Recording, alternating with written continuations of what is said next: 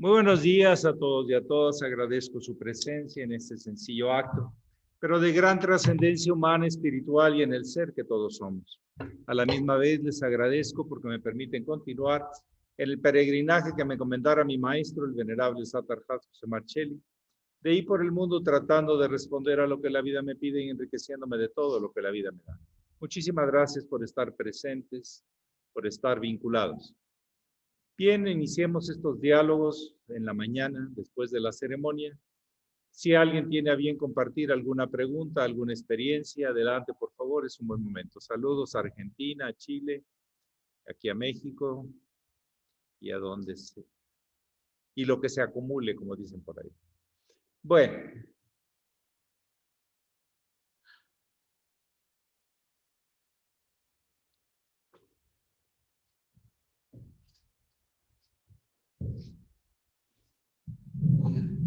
Hable un poco alto.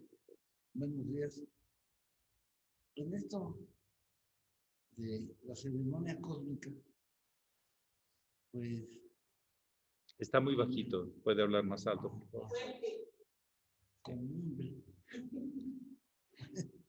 Y se inicia con esto de Adán y Eva. Y dice Dios, pues no comas estas manzanas, como inventaron en ese momento el pecado. Y lo primero que hacen es comer la manzana. Ah, no, pues lo vas a pagar, porque ahora Caín mata a Abel. Otra forma de... Y entonces inventa, porque es una invención, bueno, una invención, vamos a poner así, lo bueno y lo malo. En la ceremonia cósmica le aplaudimos a lo bueno. Y pues bueno, gracias a lo malo, lo bueno puede hacerse de mejor vista. Qué difícil es librarnos de lo malo. Y al mismo tiempo, padre, porque con unas palabras, sáquese para allá, malo. Y venga para acá lo bueno. Pero ahora vivirlo.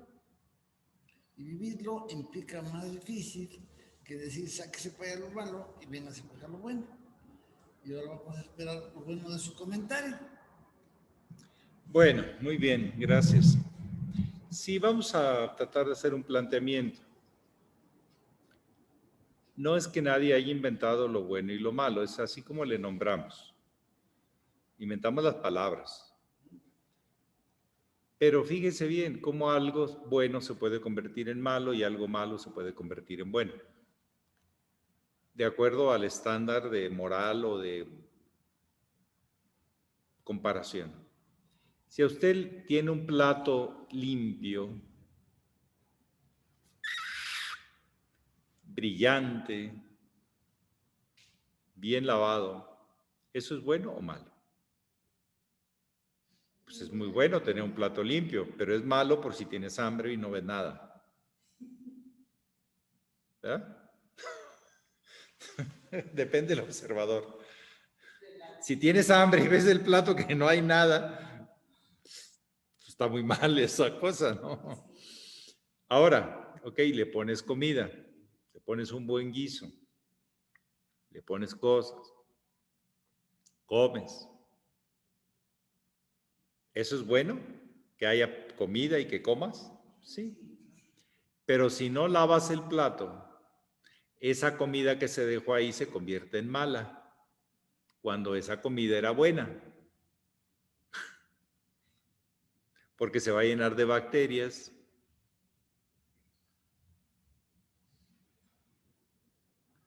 O sea que hay un orden en función de la necesidad. ¿Y de qué necesidad? Si es ilusoria o es real. Podríamos decir que hay algo maduro e inmaduro. Yo cambio un poquito las palabras de maduro e inmaduro, de necesidad y de satisfacción, por el de bien y mal, porque va a depender mucho. Algo bueno se puede convertir en malo y malo en bueno. Si alguien se toma 10 litros de agua diarios, o 20, se convierte en malo porque le lava el sodio y el potasio y luego hay una deficiencia cerebral y de algunos órganos. Que lo hagas un día está bien, pero si lo haces 2, 3 días sin compensar la mineralización, entonces es un poco relativo a la circunstancia. Pero esa circunstancia obedece al motor que es la voluntad y está fundamentada en la motivación, en la necesidad. Entonces hemos ido encontrando que para unas cosas son buenas o ayudan o colaboran y otras no ayudan, deterioran.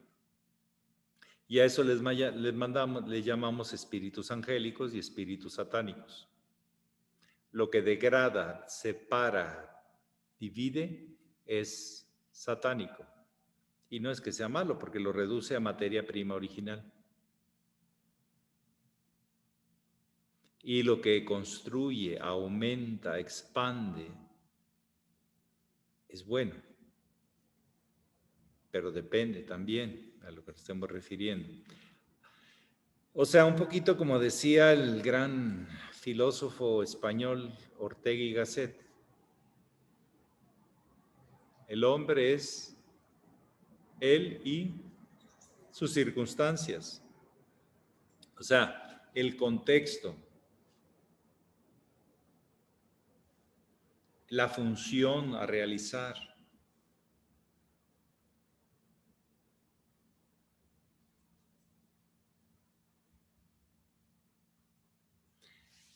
Y ahí entonces no nos alcanza la definición de bueno y malo. Tenemos que hablar con respecto a qué es lo que estás buscando, qué es lo que necesitas. Y es lo que estás buscando. Pero fíjense cómo eso del plato, que es algo muy simple, de algo bueno se convierte en malo y de malo puede convertirse en bueno. Por ejemplo, comer saliva de animales, ¿es bueno?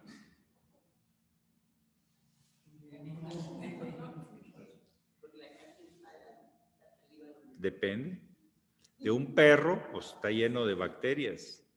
Y aunque hay gente que le encanta que le lama la boca, ¿verdad?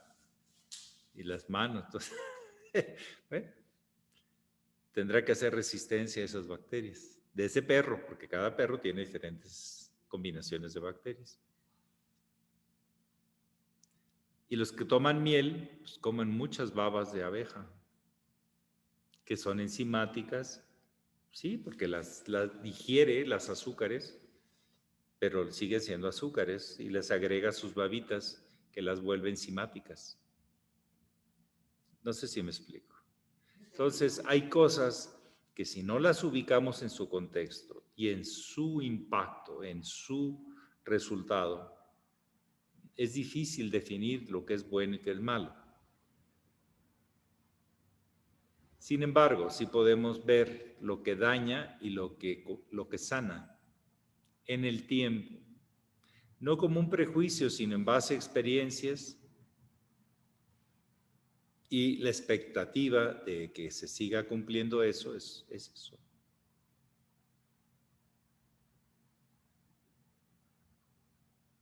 Pero sí tenemos que definir lo que daña y lo que ayuda.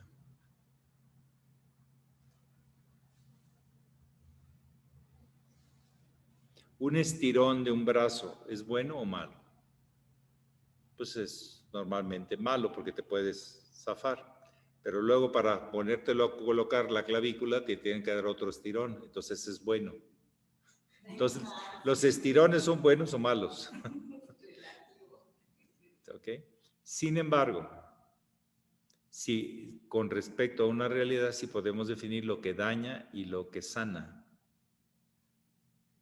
La conciencia tiene que ir acumulando experiencias para clarificar eso. En el tiempo.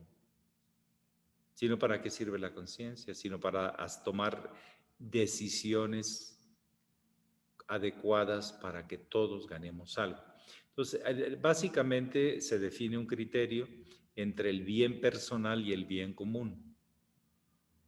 Cuando va a favor del bien común es mejor. En vez de bueno o malo, es mejor, mucho mejor que cuando va solo al bien personal. Si tomamos ese parámetro, vamos a encontrar que es más fácil ubicarse, aunque no da la respuesta al 100% de las circunstancias, de los eventos, de los actos que se presentan en la vida. Al 100% no lo da, pero ayuda muchísimo a estar cada vez más cierto de lo que sana. A ver, ¿y qué es lo que sana? Lo que hace que todo funcione mejor para cumplir su propósito. Si eso es así, entonces podríamos decir que es mejor. Y ya para terminar, por lo menos mi intervención es, en caso de las medicinas, alguien tiene un padecimiento, falta de salud, falta de colaboración y de éxito de las partes en un todo, es la salud. Lo que todos colaboran para que haya una salud, todos los órganos, todas las funciones, la historia que traemos, etc. Hay medicinas que son malas, te van a hacer daño. Hay medicinas que son medio malas. Hay medicinas regulares, hay medicinas buenas y hay medicinas mejores. Y eso lo va viendo la persona en el tiempo y en el impacto a otros y a sí mismo. Entonces vamos encontrando parámetros de lo que nos ayuda y de lo que nos obstaculiza o deteriora. Y en base a eso podríamos definir más claro lo que es más sano, lo que es mejor que lo que es peor. Las medicinas malas y las medicinas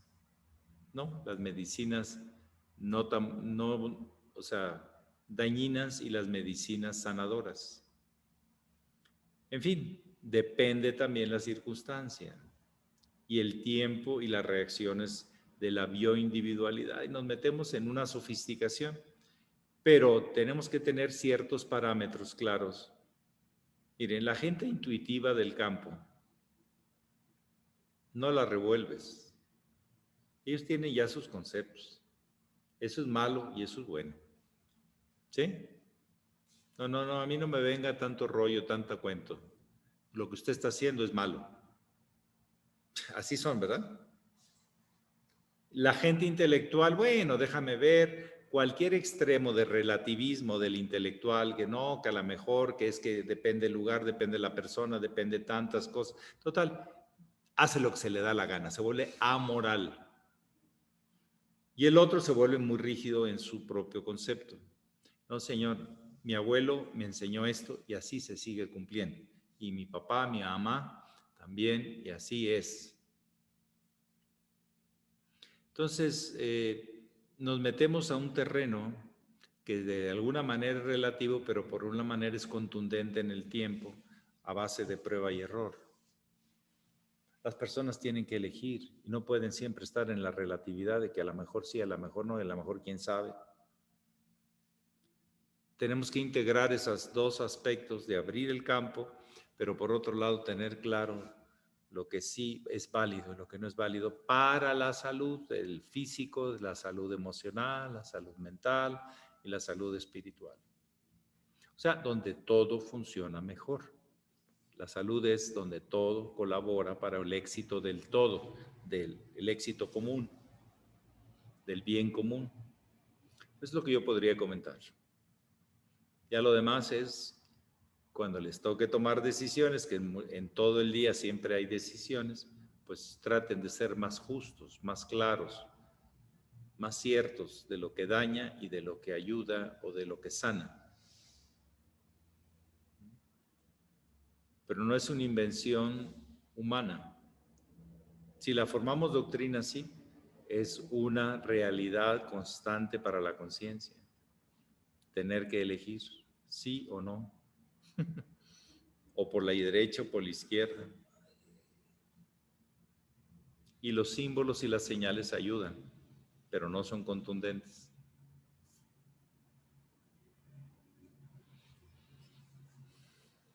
Y vamos a seguir teniendo que tomar decisiones de cosas que conocemos y cosas que no conocemos del todo.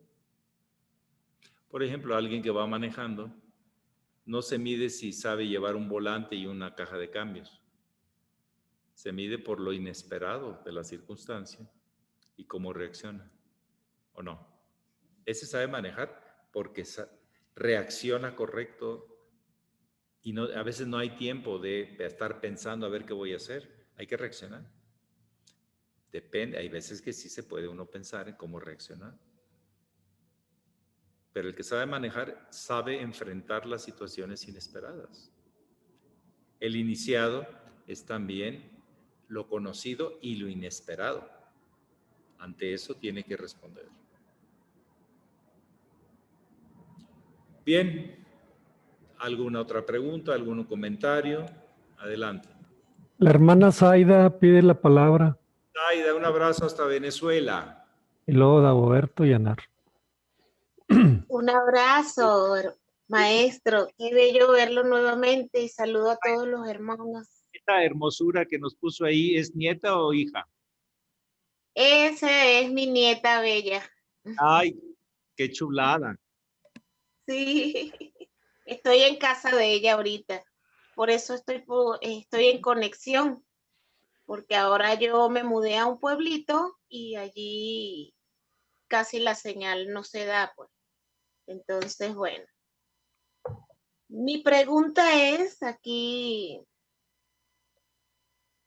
¿cómo hacer un trabajo diligente y altruista de compasión y amor? Esa es mi pregunta, maestro. A ver qué nos puede compartir de su experiencia. A ver, usted habló de un concepto llamado diligente, o sea, que lleva las cosas hacia donde debe ir, ¿verdad?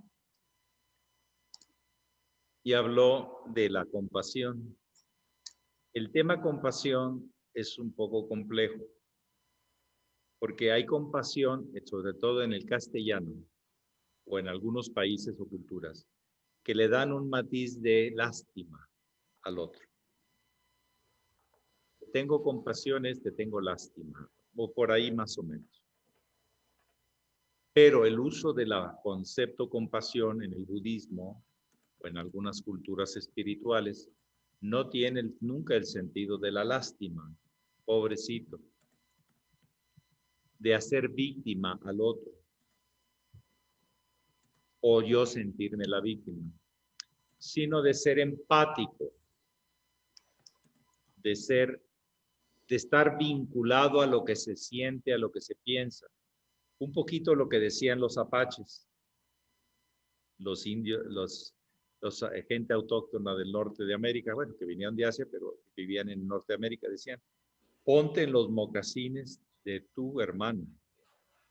¿Quieres ver y sentir lo que tu hermano siente y ve? Es clásico, esa es una hermosa frase, ¿no? También está relacionada con aquello de ama a tu prójimo como a ti mismo. O lo que explica el maestro Buda del decir, o el maestro, perdón, Mahoma, el decir, no hagas a otro lo que no quieres que te hagan a ti. Haz a otro lo que quieres que te hagan a ti. Y en esos parámetros uno tiene que tomar la decisión. Pero la palabra compasión yo lo he visto que a veces toma un sentido de lástima o puede tener un sentido de empatía o de correspondencia o de vinculación. Y a esa vinculación, esa ley de sintonía con el otro le llamamos amor. Amor físico, amor por empatía física, amor emocional por la empatía emocional, amor mental. Me encantan tus ideas, las veo claras, me enriquecen. Pero cuidado con el tema de la compasión, con el tema de la lástima, la culpa o la victimización. La palabra a veces no alcanza si no la contextualizamos, porque a veces se van deformando o la interpretación en cada cultura o en cada persona va tomando sus matices. Y a veces no nos estamos comunicando solo con una palabra. Entonces, yo creo que los grandes maestros de la humanidad lo han clarificado con esas frases, aunque simples, llenas de necesidad de un trabajo interior. ¿Cómo ser empático? La verdad es que a veces cuando el egoísmo nos gana, no somos empáticos, ¿o sí? No. Pero es todo un trabajo de volver a ser empáticos, correspondidos y correspondientes a las necesidades de los demás, hasta donde todos ganemos. El sentido del sacrificio por el otro también a veces tiene sus extremos. Hay gente que se abandona para salvar a otro. Y en ciertos contextos eso es muy válido. Una madre le nace hacer eso, ¿no? Cuando siente el sentido profundo materno, da la vida por un hijo. Y en un parto donde es el hijo o ella, ¿qué dice normalmente la madre? El hijo, que siga adelante. Entonces, no es fácil definir solo con conceptos, sino son actitudes de empatía, de correspondencia, pero que siempre tenga el bien común. ¿Sí? Eso es lo que sale adelante en el sistema, en el gran sistema del universo. Cuando todos ganamos. Había un lema en el Consejo Mundial de la GFU que tratamos de implantar como concepto. La única manera de ganar es cuando ganamos todos. Si alguien pierde, tarde o temprano, todos vamos perdiendo algo. Son temas, referencias para ese trabajo cotidiano de encontrar ese sentido empático con la vida. Por ejemplo, hay gente que siente empatía con una flor, con una nube, con el aire, no solo con las personas. Se siente vinculado. Es un acto de amor, es una experiencia de amor, de lo que el maestro Estrada, el hermano mayor, le llamaba ley de sintonía. A eso le llamaba el amor. Pero hay muchos niveles de sintonía. Y hay unos que son muy sanos, porque a todos nos ayudan, y otros que no son tan sanos, porque hay alguien que pierde y otros que ganan.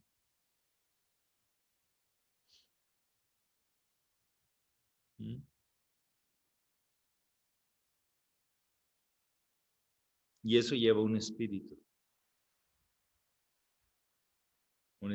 de unidad, de luz.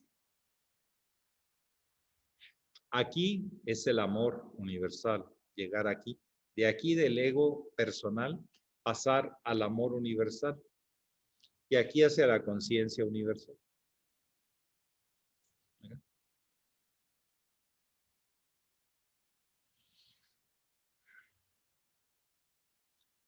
Trabajo cotidiano. No solo decir, ya me lo sé esa lección. Practícala en todas esas circunstancias que se van dando en el día, en los años, en las vidas, y verás que es todo un trabajo permanente. Su pregunta lleva a ese trabajo permanente. Ubícate. Ubícate a ti, ubica la relación con el otro y ubica lo que los une a los dos. Amor personal, amor interpersonal y amor universal. Bien, ¿algo más? El hermano Dagoberto Dagoberto desde Argentina, con acento colombiano. pide la palabra.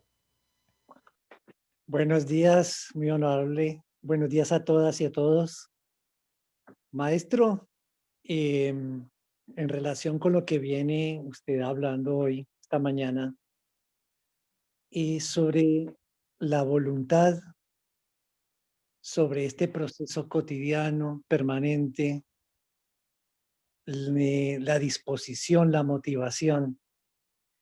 Encuentro que sostener esa permanencia de sacrificio, incluso por uno mismo, todos los días haciendo procesos que sabe uno que son beneficiosos, por ejemplo, la gimnasia, cierto servicio por otros, pero que en lo cotidiano, eh, no sé, se van tornando como costumbre y no sé hasta qué punto esa costumbre se torna inconsciente o hace que el proceso se torne inconsciente. Y por la otra parte, si se es muy consciente permanentemente de ese sacrificio, de poner esa voluntad para mejorar cada día, a veces también se torna sacrificada. Victimizada. Y hasta a veces cuesta. Entonces, ¿cómo tener un balance en ese proceso de desarrollo, en ese devenir permanente, ¿no? ¿Cómo hacerle para sostener un tono adecuado en el proceso sin caerse y sin dispararse tanto y como un efervescente? Gracias. Sí, gracias. Bueno, a ver, el Cristo dijo, yo soy el camino, la verdad y la vida. El que tiene fe en mí será salvo. O sea, había una referencia de un personaje, de un estado de conciencia, y era el parámetro para no distraerse de ello. ¿Ya? Era una invocación permanente a ese estado de conciencia. No es simplemente la adoración a un personaje. Es la referencia a no le llamaría ideal, sino una referencia superior a uno. El Buda respondió ante esa dinámica cotidiana, sigue siempre el camino del centro.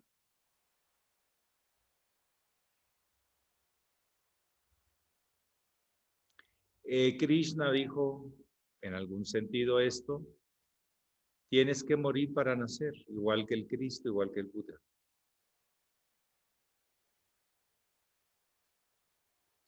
No es tanto conceptual, sino vivencial el tema. La fe te va a ayudar muchísimo en algo, en alguien superior a ti. Pero eso solamente es la luz para que tú experimentes y acrecientes tu conciencia en un tema de expansión de conciencia, integración de experiencias coherentes y consistentes. Receta no hay. Referencias de las posibilidades que hay por la fe en algo superior o la conciencia en un camino que es consistente y congruente. Sí, es cuando el jinete lleva bien su caballo. La parte instintiva, repetitiva, condicionada que está acá abajo, el cerebro reptiliano. O los parámetros fijos del cerebro medio. Acá arriba no, acá arriba se percibe siempre algo en riqueza, en posibilidades, en contrastes, en matices. Depende desde qué nivel de uno mismo perciba las cosas. Por eso hay una elevación de los estados de conciencia hacia una perspectiva más clara, menos condicionada. Por ejemplo, ayer leía del muy sublime maestre el tema en el capítulo de la pintura, que es el último capítulo del arte de la nueva era. donde él hacía un resumen, suma tesis, la propuesta del maestro.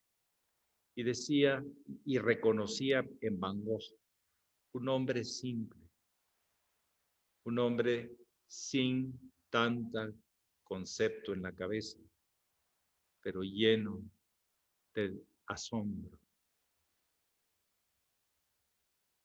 Y ahí se entiende aquellos pobres de espíritu que serán bienaventurados, o sea, irán bien en el camino.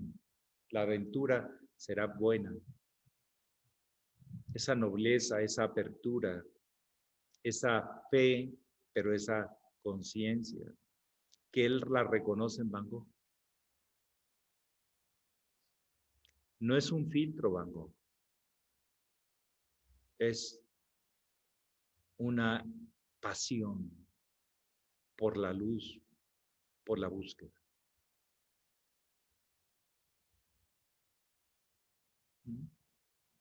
A veces se detuvo en algunos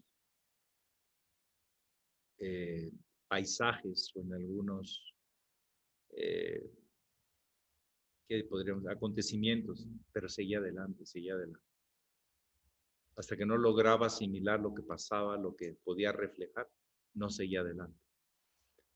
Yo se los digo porque se va a ser muy interesante, porque el maestro deja muchas referencias, pistas, claves, llaves para esa condición del ser humano, para seguir ese camino hacia la luz.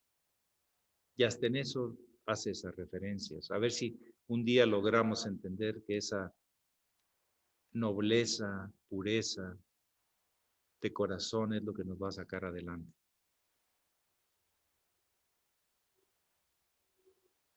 El corazón entiende de lo simple, de lo bueno, de lo noble, de lo espontáneo, ¿o no? Por ejemplo, a mí me encanta ver los asombros de Gracia y los nietos. ¿Cómo se maravilla ella de los nietos? Entonces disfruta, porque sacan cada novedad, cada espontaneidad.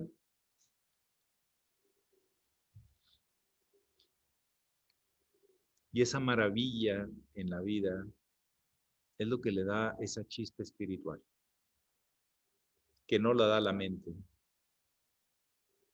El asombro, la maravilla, lo inesperado, pero lleno de luz, lleno de esperanza. Porque los niños son eso, esperanza. También los ancianos, aunque no parezca, representan esperanza, porque valió la pena vivir. Cuando un anciano muestra que ha valido la pena vivir, nos llena de esperanza, vale la pena.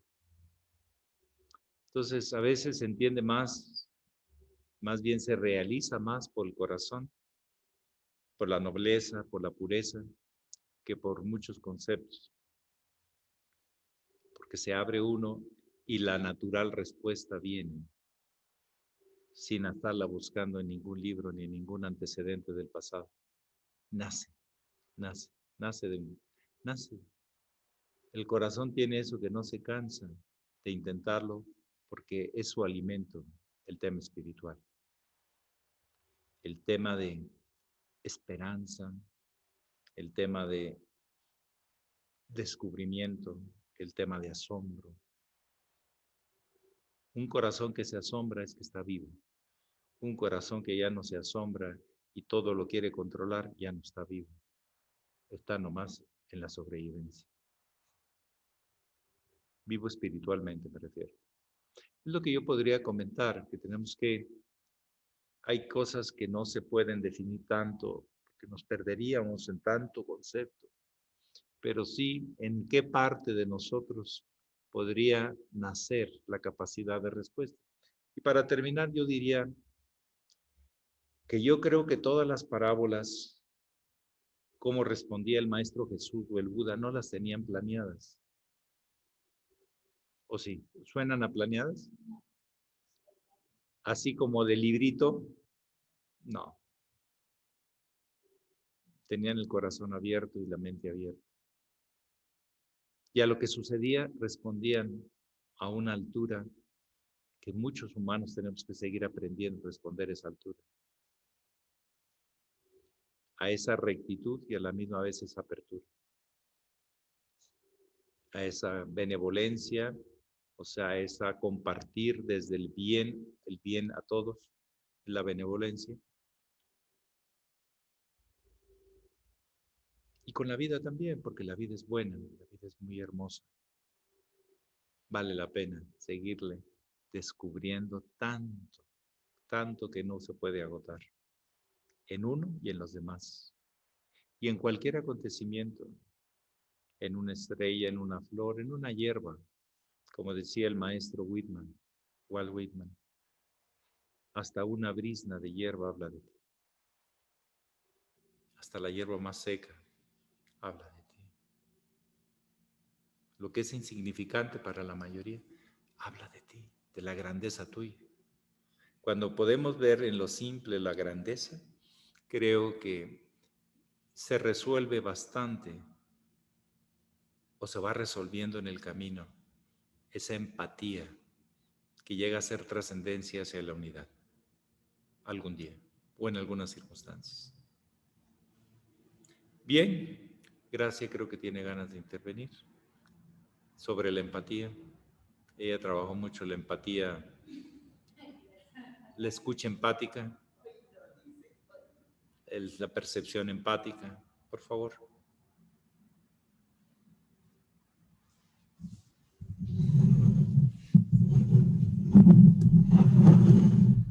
Buenos días, maestro, queridos hermanos. Yo estoy muy tocada en este momento por algo que estoy leyendo sobre neuroplasticidad, neurociencia, epigenética. Lo estoy vinculando muchísimo a la tradición iniciática. Justo esta pregunta que está haciendo ahora nuestro querido Dagoberto, pues me conecta con el no automatizarnos. Una parte de la automatización es necesaria para poder vivir como los latidos del corazón y esto que he aprendido. Y me estoy revisando muy a fondo. Incluso me conecta con la primera pregunta, este mundo de creencias que nos mantiene atrapados en un infinito universo cuántico, y no lo digo por decir palabritas actualizadas. Estoy muy, muy tocada en este momento con abrirme como lo han hecho los grandes maestros y como lo está haciendo también el maestro Javier en este sentido de cuidar el ADN, y aún así en el ADN están descubriendo que hay muchísimas posibilidades de respuesta, claro, siempre bien orientado hacia la luz, siempre. Los iniciados han trabajado rumbo a la luz, rumbo al oriente, mas me estoy revisando cómo en realidad, como decían los antiguos, todo depende de mí, incluso cómo hemos puesto mucho las respuestas a lo externo, a lo que el afuera, las costumbres, como también estaba diciendo Dagoberto, y cómo en realidad es tan importante el irse hacia adentro, porque hacia adentro, pero no estoy hablando de como algo, ay, pues ya, si nos han dicho que hacia adentro, pero adentro no encuentro, por eso hay que abrirnos a lo desconocido adentro de nosotros, porque si no estamos como en una computadora metiendo softwares y, como decía este autor, repitiendo patrones, como reciclados, ¿no? Entonces solamente quiero comentar que estoy muy tocada leyendo, por ejemplo, ejemplos de que en una guerra, pues un médico militar se da cuenta que ya no hay morfina y hay miles de personas y les inyecta agua salina, por ejemplo, y resulta que las personas responden como si les estuvieran inyectando morfina. Entonces, o lo que usted decía, maestro, de las medicinas, se está descubriendo con todo esto del efecto placebo, que adentro de nosotros hay unas posibilidades enormes, solo es abrirse a ese universo del subconsciente que es como un jardín donde se siembran las creencias y las creencias pueden ser limitantes o pueden ser expansivas, porque ese universo divino es infinito. Cada vez descubren que hay más y más galaxias y más posibilidades divinas. Entonces yo siento en este momento que con el oriente que nos da la Sagrada Tradición, no perder ese oriente, abrirnos al presente, como siempre he sentido que se abren los grandes maestros, al presente, porque si no seguimos reciclando las respuestas o las creencias, o como un sofrito, como luego vemos que pasa cuando hacen las novelas, las repiten. Entonces, bueno, sí, la verdad en este momento es lo que me nació compartir, porque usted insistió, no porque yo quisiera, porque estoy dejándome decantar esto que estoy revisando. Más que nada es por un evento que me invitaron y siempre he querido investigar este tema de la mente y el cuerpo, cómo funcionan. ¿Cómo funciona? Como usted lo ha dicho tanto en el Taipol, la mente o repite o tiene miedo, o la mente se abre a crear, se abre más siempre bien orientada hacia el bien, como nos dice el maestro de la Ferrier. Todo nuestro trabajo es orientar la mente hacia el bien, porque si no puede ser terriblemente destructiva, ¿no? Entonces, bueno, yo agradezco este momento que se abre todos los días. Siento que es muy importante las preguntas que le hacemos para que usted saque de sí mismo algo más y más elevado, más sintonizado con los grandes, pues con el linaje, con ese caudal del gran linaje, y que a veces es importante que nos revisemos qué preguntas hacemos, desde dónde las hacemos, pero me acuerdo con el maestro Marcelli, con el maestro Estrada igual, las hacemos para hablar, para lucirnos, las hacemos para darle duro a otra vez, a la misma, porque a veces lo ocupamos, ¿no? Y yo siento que cuando le hacemos preguntas desde una frecuencia de una búsqueda auténtica espiritual, usted hace unas respuestas que a mí, francamente, me dejan asombrada, y eso que creo que lo conozco, lo vengo conociendo hace 40 y tantos años, y esa parte me sigue sorprendiendo y asombrando. Gracias. Gracias. Bueno, pues que tengan muy bonito viernes, todo el día. Así le pusieron, pero es un día diferente a todos los que hemos vivido. Pero también un día que podemos descubrir cosas que todavía no descubrimos, dentro y fuera de nosotros. Esa es la gran aventura. Esa es la gran oportunidad. Ese es algo llamado vida, que se vive y se comparte, y en todo caso se va configurando y va teniendo consistencia, coherencia en el tiempo. Bueno, que tengan muy bonito día. No importa cómo se llama, lo importante es lo que nosotros vamos a encontrar en contenidos y en oportunidades, y que la pasen muy bien. Trabajando, Pax, así. Gracias. Maestro, buen día. Gracias. Muchas gracias, maestro. Buen día a todos. Abrazos. Buenos días. Gracias, maestro.